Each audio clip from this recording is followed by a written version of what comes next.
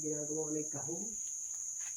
Yun naman yung pagtitilad na nila ay sumil, hindi na power so. Para matipid ang dinanan. Maliit lang ang dinanan ng sumil eh. At saka sumilipid na tuwid at dahil lang niya-adjust yun. Pag kinalsuhan mo ng 3, yatas yung lalabas. Pag kinalsuhan mo ng 1 lalabas. Naipod ang talim. Hindi nag-a-adjust sa talim. Yung pinakadadana ng kahoy na-adjust. Kaya ayaw pang gumapang doon sa taas ng ano. Nagapang may wala yung masasabihan. Pagkakang baba mo yung isang naman.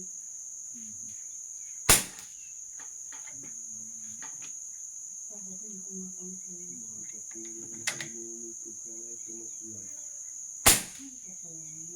So, yun sir, 5 shots. Pare-pareho halos ang pinatakan.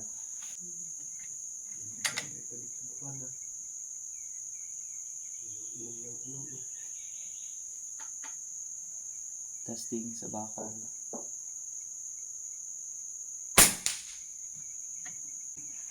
Another shot.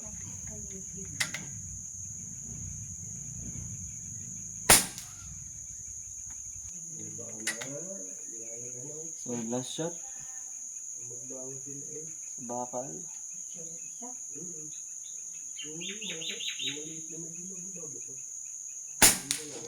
Okay, so check natin ang mga lapitan.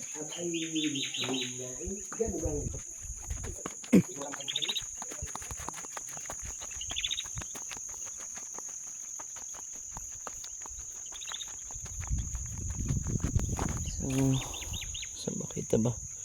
So, ayan sir. May isa lang nagbaba dito. Kasi siguro yun yung pellet ay deform. Pero yung 4, ito na. Ito yung sighting natin. Sighting. Tapos ayan na sir. 4 dito. Isa yata ito mo. Isa naman to. Okay, tapos yung bakal. Ayan, may mga tama din. Good sir ang unit mo. Wait mo na lang po.